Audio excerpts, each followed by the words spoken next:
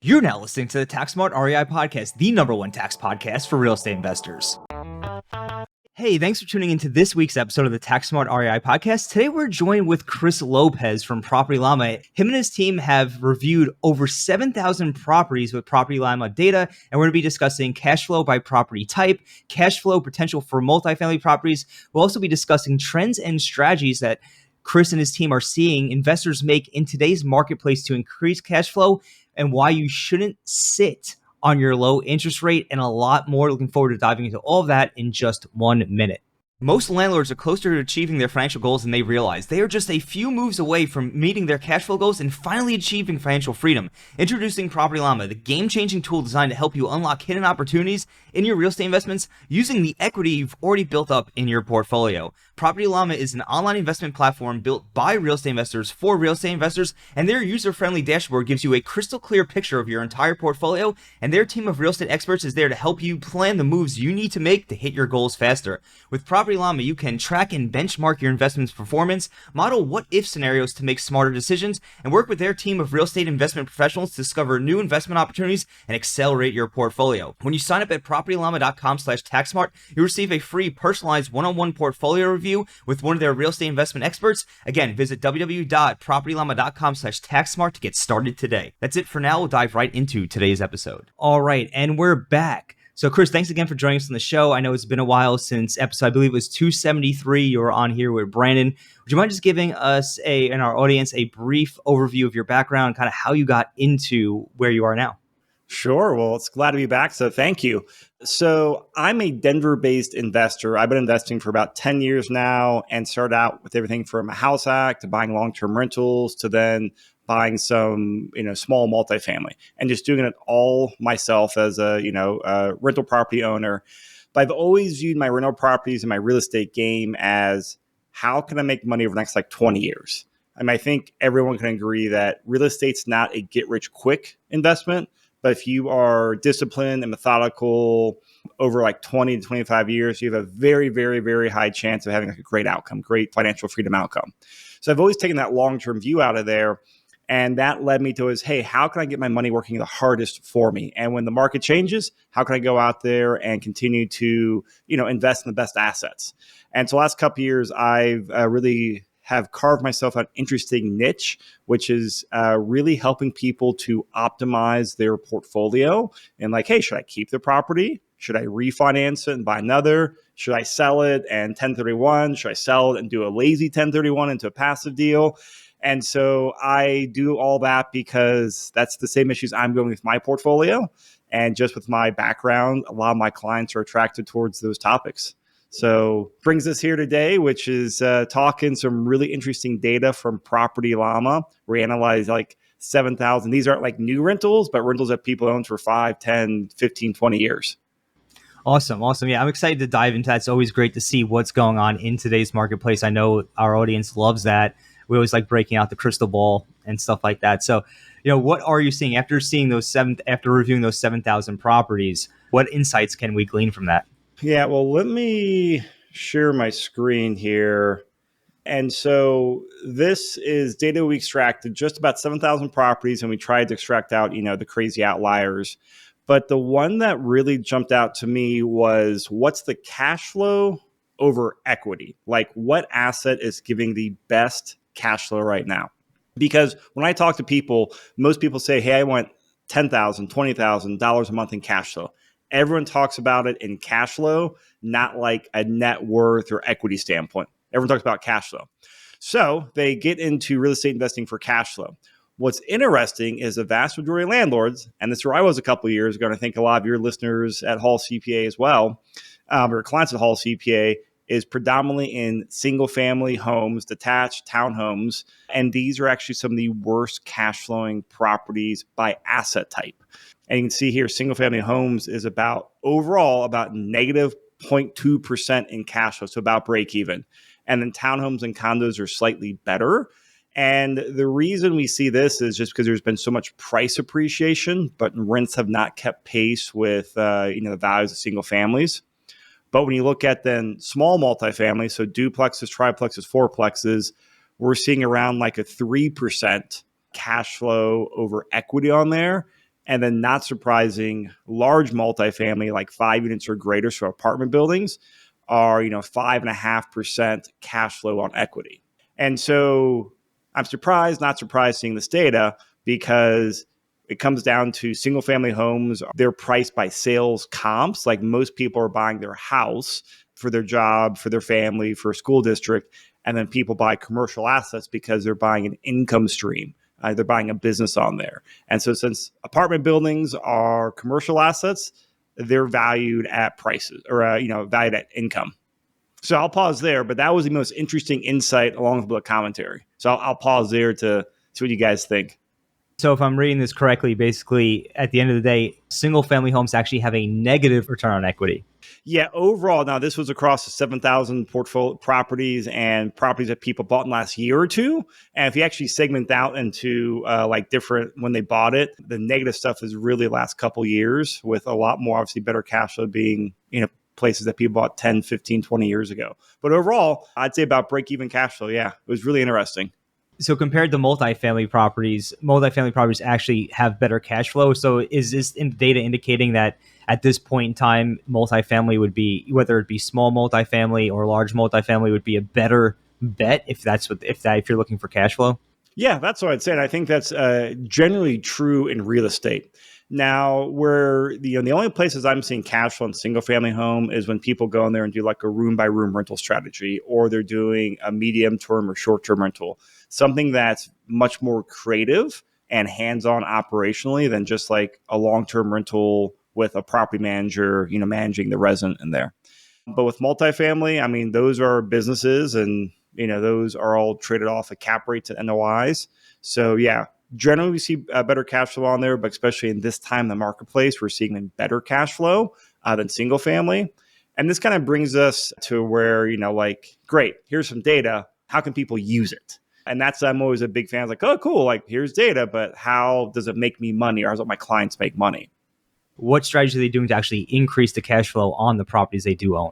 So, I mean, a lot of people, it depends on the person. I'd say there's 4 major types. One are just some people sitting tight. Some are people who are just going in there and they're buying the room by room rental strategies. And the other 2, which I want to spend some time talking on, is people who are scaling up in multifamily, they're selling a single family residential and then 1031ing into, a small apartment building, or the people selling and then cashing out and then doing some passive investing via like funds and syndications. I'd say those are the 2 biggest trends. And I wanted to show a slide. So on this chart here, this is from a presentation I did in Denver, but like the trends go across nationally. So this is a snapshot from the early 70s to about 2024 in terms of like pure residential prices. And so the solid line is houses, the dashed lines are condos. So I actually highlighted here the 2006, 2007, 2008 crash, which doesn't look too bad right now. But then what happened is we had this massive appreciation from, the crash, and then low interest rates, and then this COVID boost here at the end. And so like today, while interest rates shot up, prices are not going down. So like there's not the same fundamental buying opportunity that people had back when prices had crashed and rates were cheaper.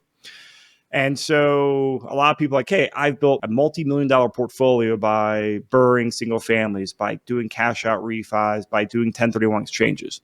The problem is I'd say that old playbook's not working very well. Like prices are up, they're still appreciating, rent's flattening, insurance is up, taxes is up, just like there's strong headwinds against residential. But here's the thing that I'm seeing where I've shifted to my portfolio. So this is a Denver chart, but it's pretty representative of many markets from like the broad strokes. So this green line is duplexes, triplexes, and fourplexes, but we're going to focus on this dashed line here, which is apartment buildings. So 5 units and above. So you can see they did not suffer nearly as big of a crash back in 2008 as residential did. But in 2020, when interest rates went down, prices shot up. And then interest rates started going up in end of 2022 or beginning of 2022, prices started coming down.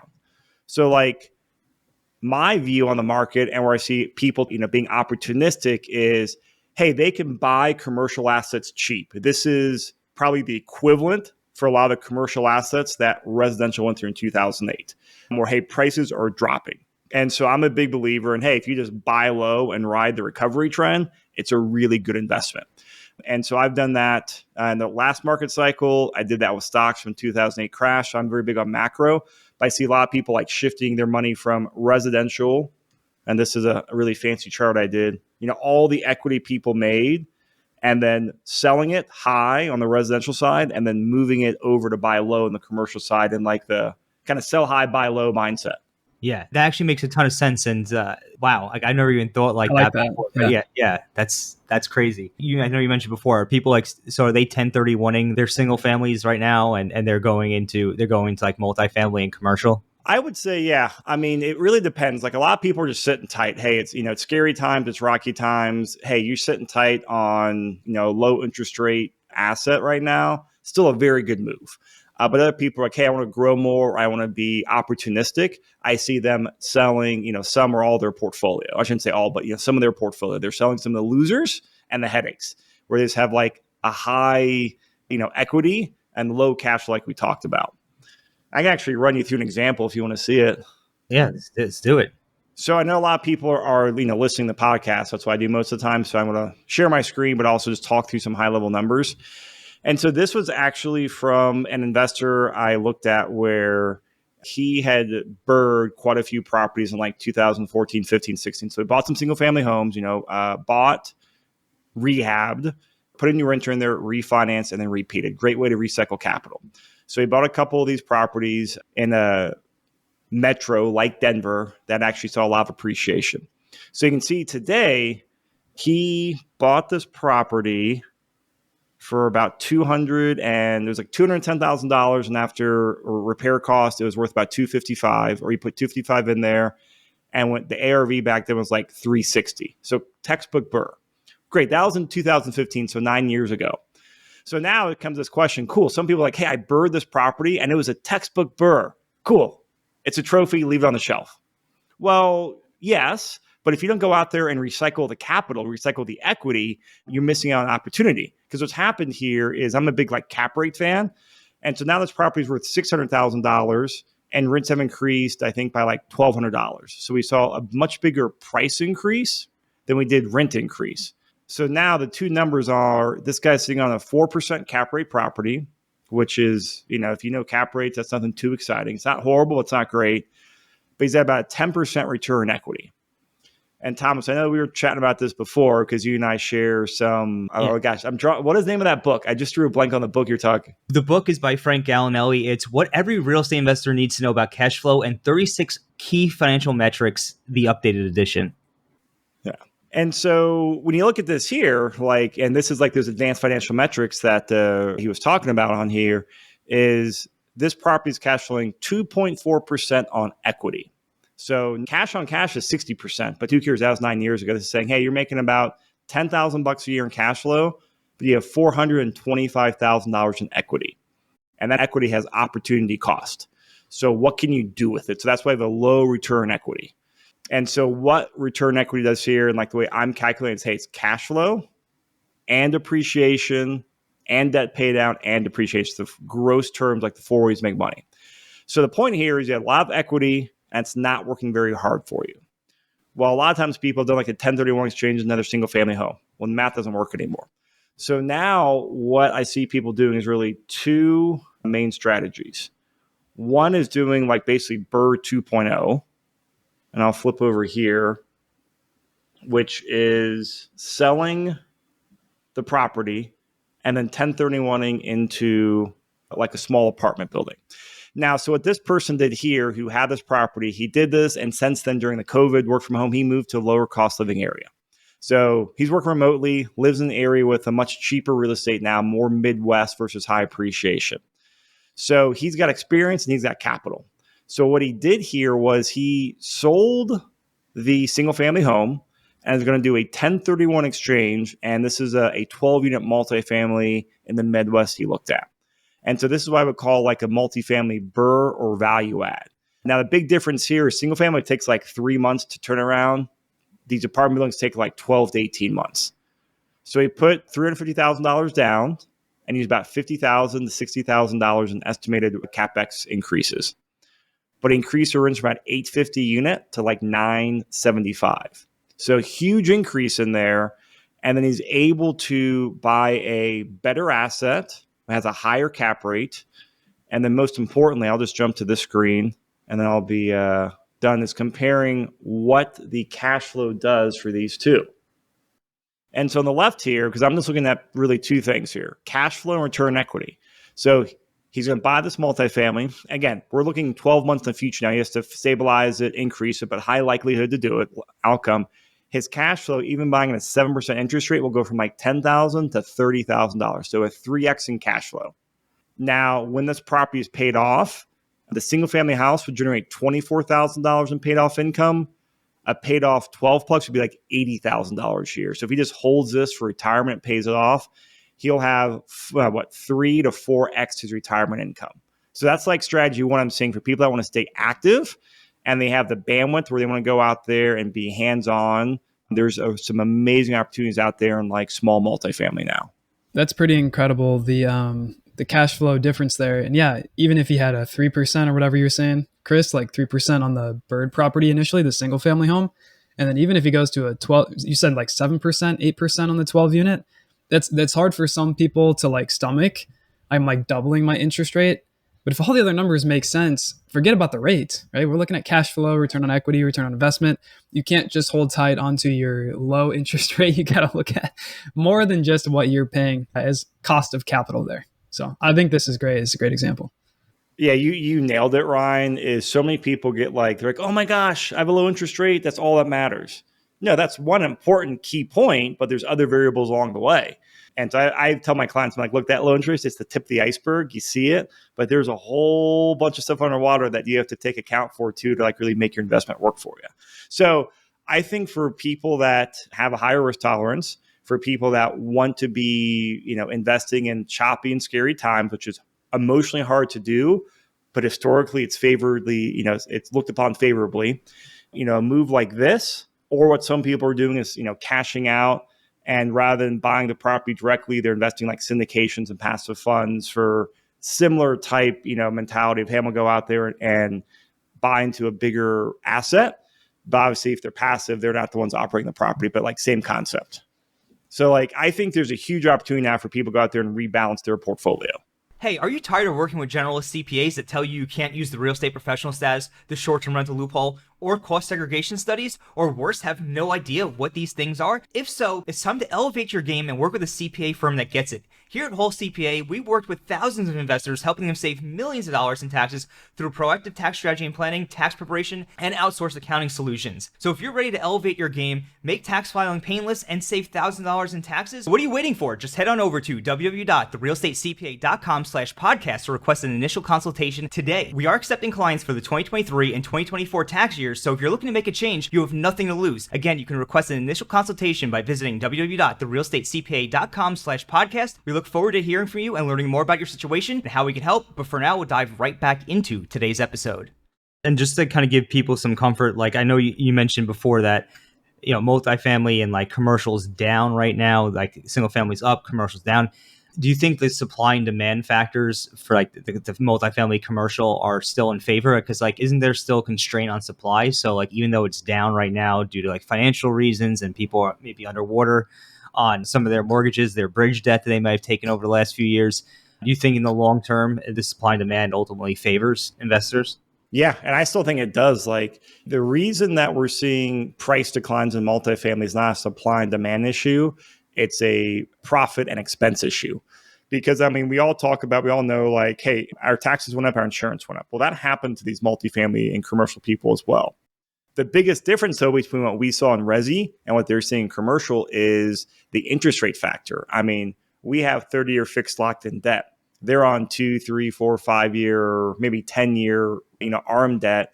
Well, hey, they bought at 3.5%, and they didn't forecast insurance to go up as much, expenses to go up as much, taxes to go up as much, and certainly they didn't forecast interest rates to go up as much.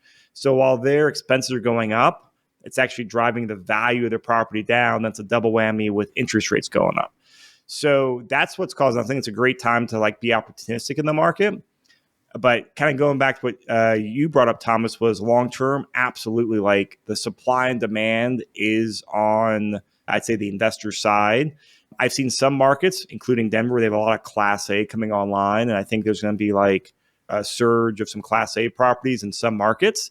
But I think that'll be absorbed over the next year or two. But overall, like we need more products, need more houses. And then also not just Class A, there's other opportunities out there in like the Class C, Class B value add. And you guys are probably seeing some of these like build to rent communities. Some of these like massive communities are building like in Texas and Ohio and Georgia, where they're building like 300 home subdivisions. That's another type of multifamily as well. So lots of opportunity across those classes. Some of us you can do yourself. None of us here can go out there and build a 300 unit, a horizontal apartment complex. But like, yeah, to answer your question, we have a huge supply constraint on there, which is favorable for long-term economics. So we can buy the assets now on sale with the fundamentals on our side. So that's my thesis right there. To be very clear, that's my thesis, and I've shifted a lot of my portfolio to follow exactly that. Yeah, and you had the data to back it up. I mean, right now, to your point, I think a lot of people think about rebalancing. When they think about rebalancing, they think about the stock market. Okay, I'm going to go rebalance my stock assets. I don't know how many people, at least I don't hear many people talk about rebalancing their real estate portfolio, but Property Llama has the software to be able to tell you when you should do it. And clearly the data supports buying multifamily right now. And I know from I'm an LP in a lot of deals, and I know that commercial and multifamily have been suffering. And so now is the time to jump into those asset classes. And if you have the money sitting there, or the equity rather, sitting there in your single family homes, why not tap into that? Something that a member of our Tax Smart Investors Facebook group has brought up regarding return on equity. I'm a big fan of return on equity. And it was after reading that book I mentioned before, What Every Real Estate Investor Needs to Know About Cashflow, that I really became a fan of return on equity, because I saw it just as a better metric to evaluate your return than just cash on cash. But one of the investors said, okay, great. So you're dividing your cash flow by your equity. So as you pay down the loan, as the appreciation increases, your equity increases. But when you're just dividing the cash by the equity, you're not really accounting for the appreciation. So how do you take that into account when making an evaluation of whether or not, should I just keep holding this property? Sure, maybe the cash flow is low, but if it's going to continue to appreciate, how do you take that into account? Here's the way I interpret return equity. Now, I've noticed different people, have different ways. So I view it as we're going to take a best guess over next, at this point in time, we have so much equity. So in this single family property that this investor bird, he has $425,000 in equity. That's the denominator in the fraction. And then what we do in the numerator of the fraction is we say over the next 12 months, how much do we expect to make in appreciation? In the next 12 months, how much do we expect to pay down in principal? How much cash flow do we expect to make in the next 12 months? And how much tax benefit cash flow do we expect to make? And so zooming in on here, so hey, we expect to make $24,000 in appreciation, $7,500 in debt pay down, $10,000 cash flow, and $1,700 in depreciation benefit. And that's $43,000 total. So I add all that up, because this is just my simplistic way of saying, hey, what's my gross return? Add 43,000 as a total, and then divide that by 425, the equity denominator, which is 10.2%. And you can break those down. You see on the screen here, you can break it down so I have that 10.2%, 5.5% is appreciation, 1.8 is debt pay down, 2.4% is cash flow. Now, here's the interesting thing. Look at I'm going to totally nerd out here for a second. Sorry, before I go off on a tangent, I'm going to pause there. Does that make sense, Thomas? Yeah, no, it totally does. So you're including appreciation and debt pay down as well as cash flow into the equation. It's not just cash flow divided by the equity. You're including all those elements in it. That's what I do, because some people are like, oh, well, they say my property generates 5% cash flow, and they compare it to stocks where you have dividends and appreciation. So I say, hey, let me take all four returns and just get an idea about how much I'm making from a gross level of it. But the interesting thing on here is, and this was a mental paradigm shift I went through. Everyone thinks about cash flow as a guaranteed return. It's not. It's great until prices go up or your tenants stop paying. But look at this. Cash flow is 2.4% of the return. Debt pay down is 1.8 and depreciation is 2.2. So you're getting a guaranteed return of 2.2% on the property versus a 2.4% cash flow. So the guaranteed return on the debt pay down and depreciation is almost the same as a cash flow, which brings up a very interesting way to look at it. Hey, if you have all four ways to measure the performance of the property, I recommend using all four ways to make sure it works really hard for you. That makes sense. And I know you were going to go off on something before.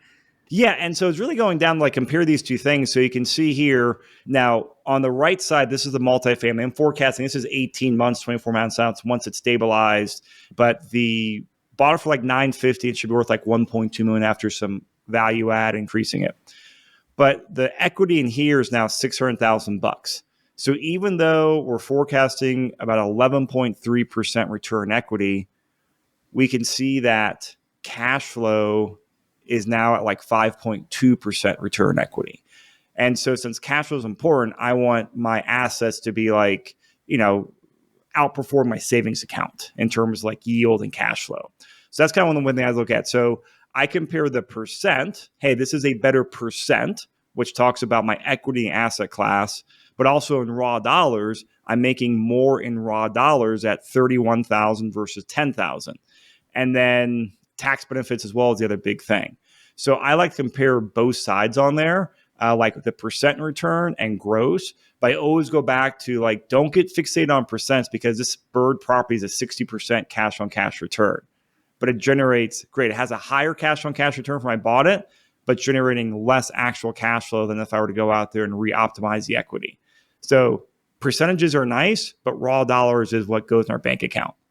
Yeah, that makes a lot of sense. You can't always worry about percentages. You have to look at the numbers and the dollars. And at the end of the day, because that's what matters. You can't pay the bills without the cash flow. You can't get financial freedom without the cash flow, right? So Thomas, you were talking about some of the syndications here, and I'm curious. When did you buy a lot of your LP positions? Like, what was the time frame? Yeah, so I did one of them in 2021. So in 2021, I felt like we were at the top of the market. Everything was kind of frenzy. It's still frenzied. But I found this one group that was conservative on debt. They didn't over leverage. I think they used 65% loan to value as a max. And then they also tied the debt to the hold of the property. And because of that, they didn't stop distributions. They didn't have any bridge loan issues. They didn't have any capital calls. So I think I made the right choice there. Fortunately, that was a multifamily fund.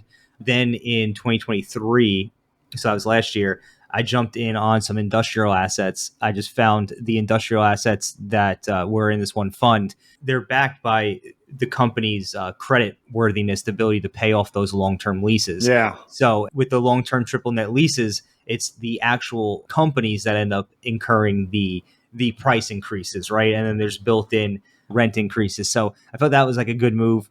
And then I made another one into two other asset classes, which I'm not necessarily too happy with at the moment. So one of them was a car wash. The car wash is doing well. They're opening car washes, but the cash flow is constrained due to the rapid increase in interest rates and cost of construction, things like that.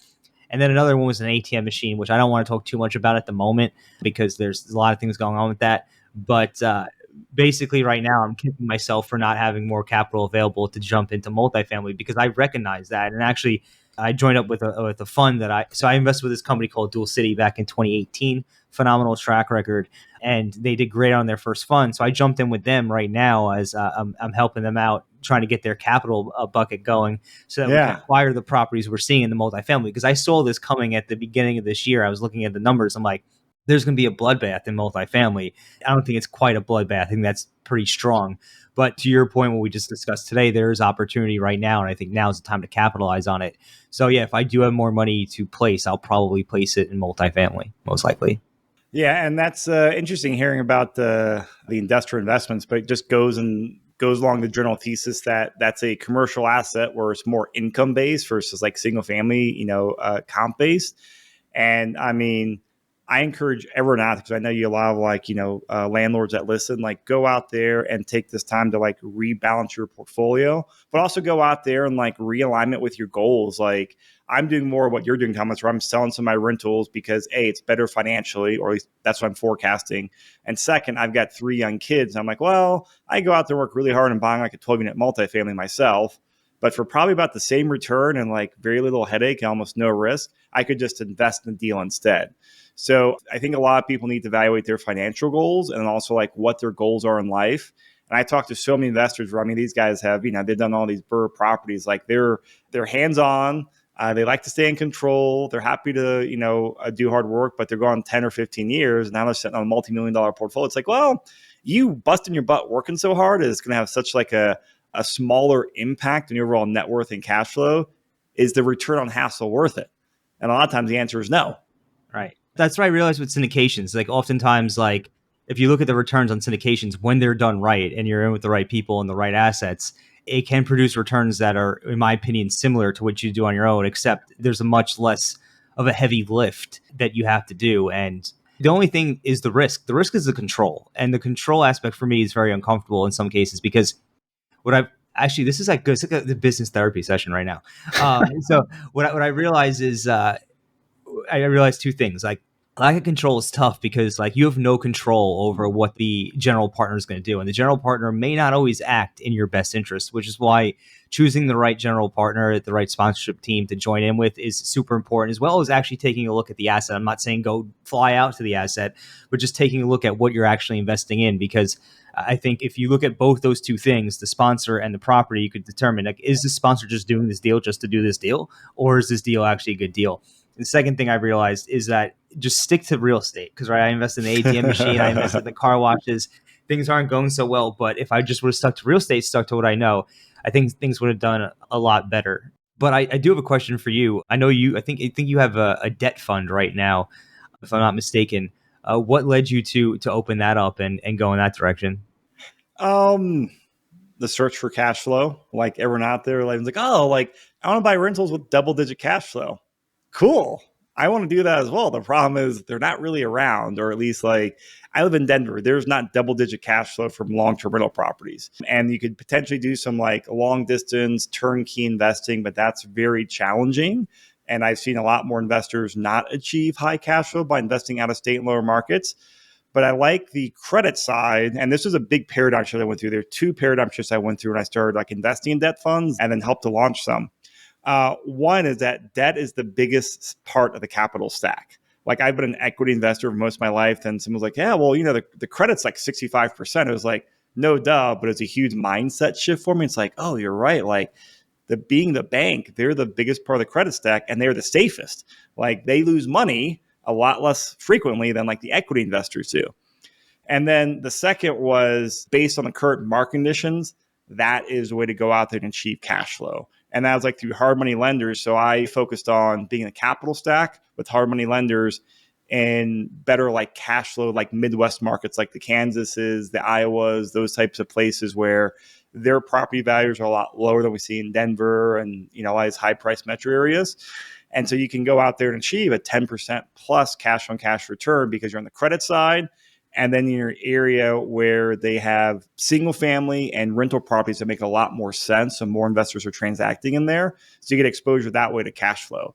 So I've rebalanced a lot from like selling rentals. I've also moved quite a bit of IRA money into self-directed IRA money. And I am mostly redeployed all that in multifamily, like value add and build to rent and ground up construction and debt funds. Like that is where the majority of my portfolio is sitting right now, because I think it's the best growth in multifamily with some cash flow and pure cash flow and time in the market. I think debt funds are really good right now. But goes back to what you said, Thomas, like you have to underwrite and trust the operator. That's more important than what they do in the deal. Hey, is the operator good? Are there incentives aligned with the limited partners? Like that's the biggest thing. If people go that path, is really underwrite the sponsor or the general partner in there, because they're ones that are going to make or break the investments. Like, do you underwrite Apple's iPhone or do you buy in the Apple vision and the Apple leadership? You buy in the Apple vision and leadership, not iPhone 16 or whatever is coming up next. Yeah, that's 100% correct. And again, to your point, multifamily is really good right now. And within that fund itself, like, is it collateralized by the property? So say if the person defaults, you guys take over the property? Yeah, so the way like most debt funds work, this is the vast majority I've seen. And like just talking market, most pay between like 8 to 12%, depending on how it's structured and what market they're in. Like, some markets have higher competition, like California has more competition than Kansas does. But what they're doing is these are not the 30-year fixed. These are the hard money loans where people need to buy it for like a fix and flip or a bridge loan, where they might need it for 3 to 12 months. And so these are really investors. So the hard money company will lend, 60 to 70% of ARV. Hey, it should be worth this much. We will lend.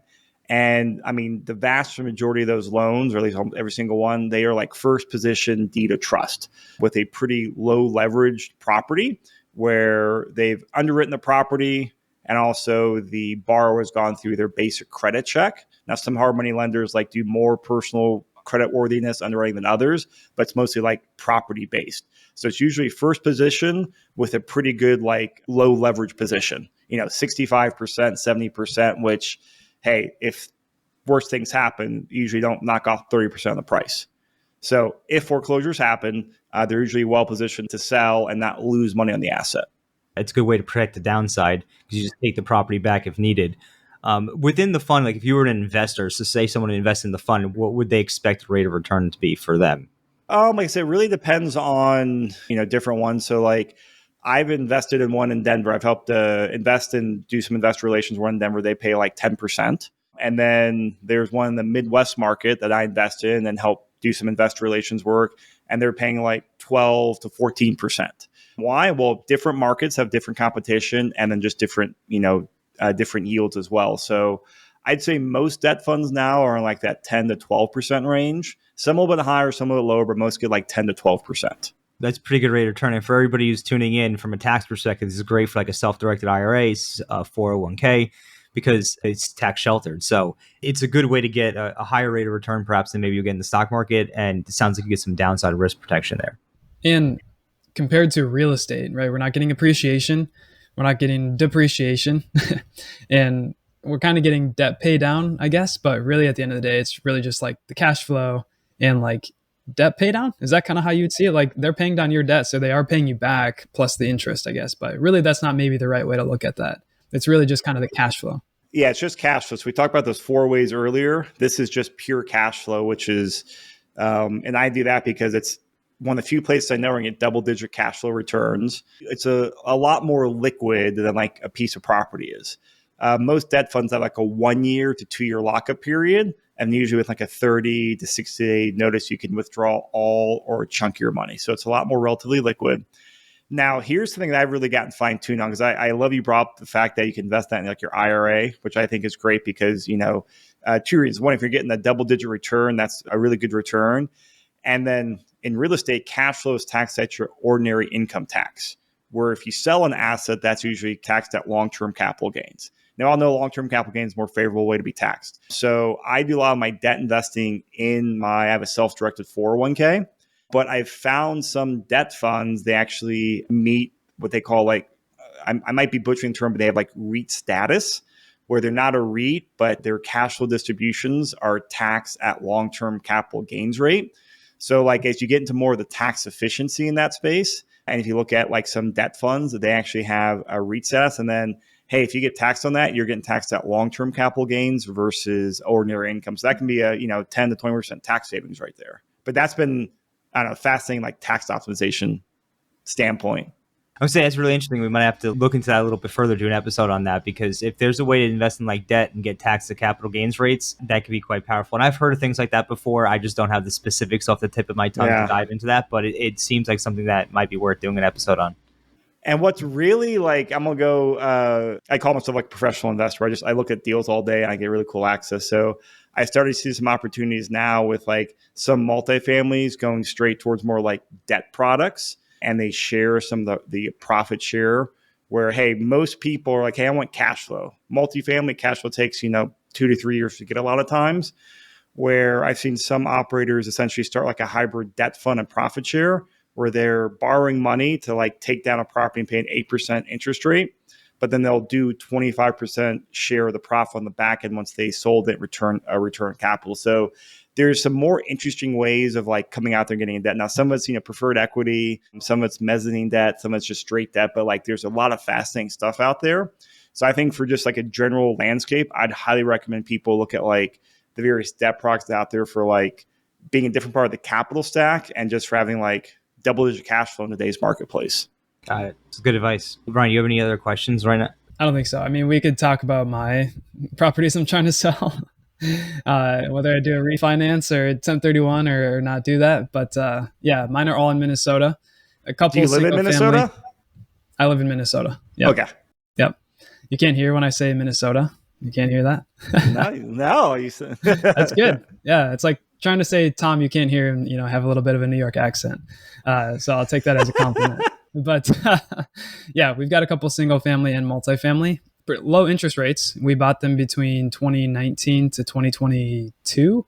2021, somewhere in there. They're all partnerships. So it's part of the complication is getting partners on board to be like, hey, yep, this is the right time to sell. This is the right price and so forth. But 2 singles, I think it's 3 multi-family, if I'm thinking about that right. So yeah, I mean, like it feels like none of them are performing great here in Minnesota, just where they're at and the renters we've had. And you mean like from a cash flow standpoint? Like what do you mean they're not performing very well? Cash flow perspective. One of them is doing really well. That's actually the one that's duplex, but we also rent out the garage. So I don't know if you want to call that a triplex, but it's a duplex. But one of those sides is an Airbnb side. That's the only one that's really, in my mind, doing well and worth keeping. And so we're kind of considering selling the other ones. It's kind of like, it feels like, am I trying to do this timing game a little bit with interest rates coming up to be dropping maybe in September? Do I wait till next year and hope that interest rates are even lower than they are in September? Or what do I do here? I don't think we want to refinance. I think it's like we want to get in completely different asset class, probably different states, or do something more like a syndication from my perspective. We have our daughter due in 10 days. That'll be our second child. So we just looking for things that are a bit more, thank you, a little bit more passive, kind of like what Tom's doing a lot of and you do.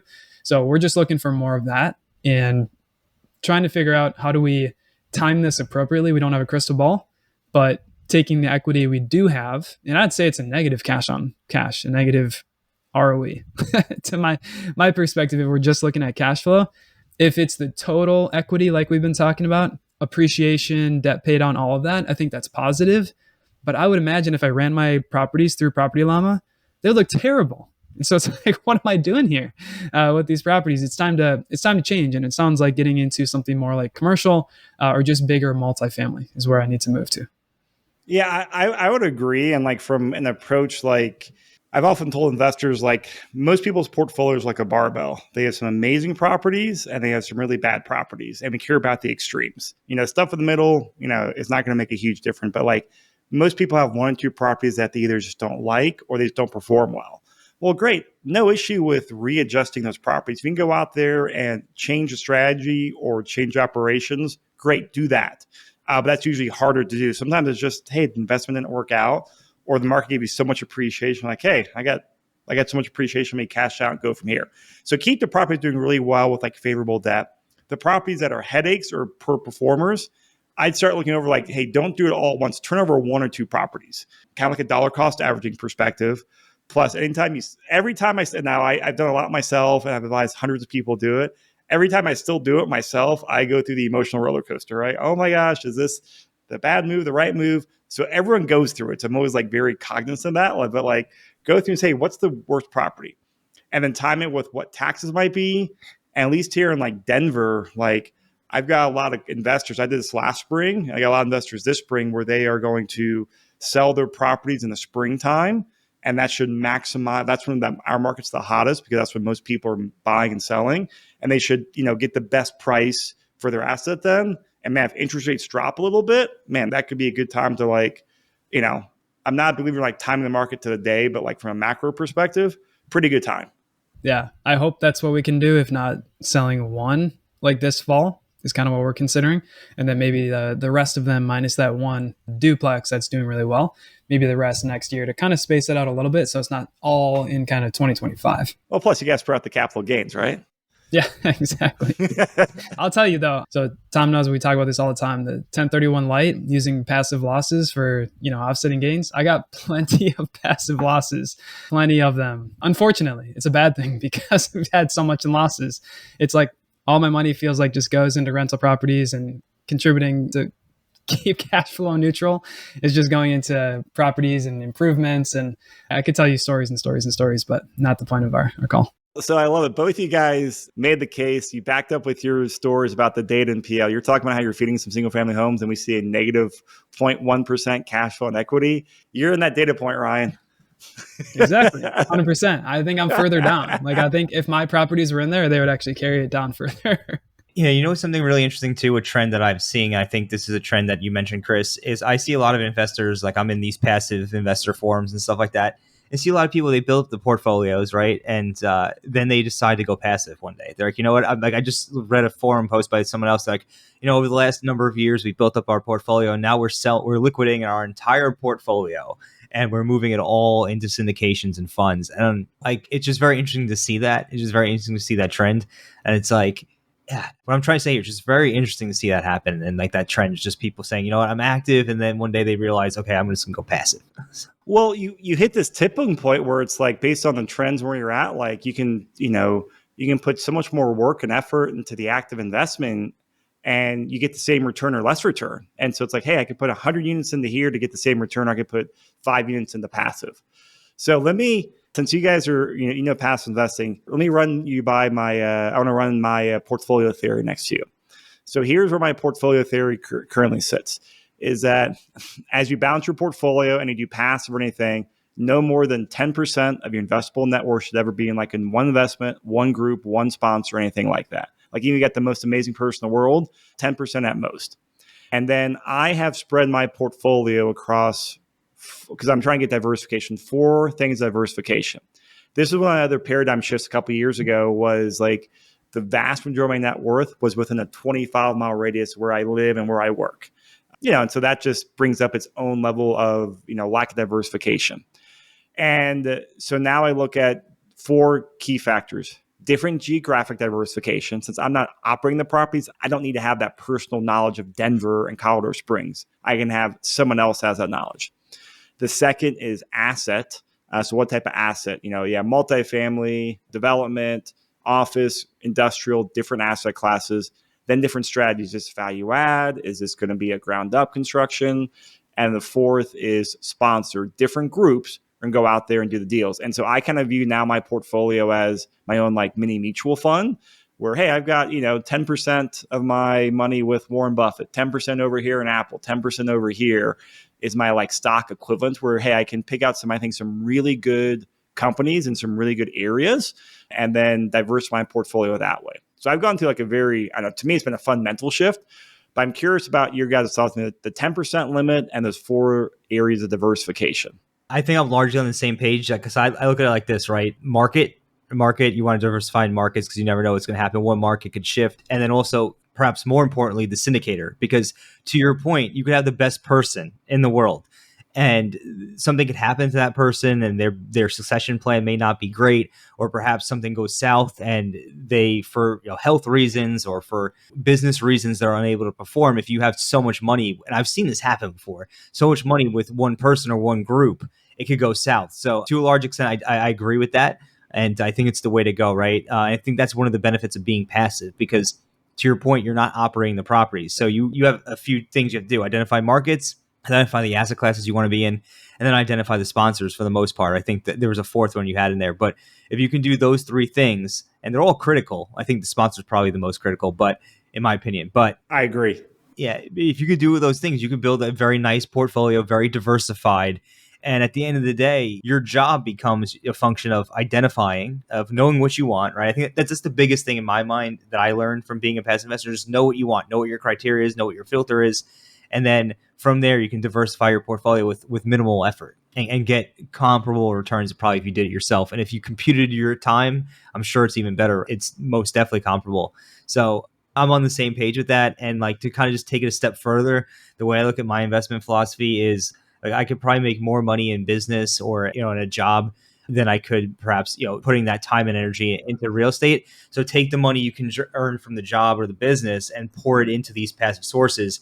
And now, again, your job just becomes identifying sponsors, identifying markets, and then monitoring that portfolio, making sure it's performing the way you expected it to. In my opinion, that's the way to go.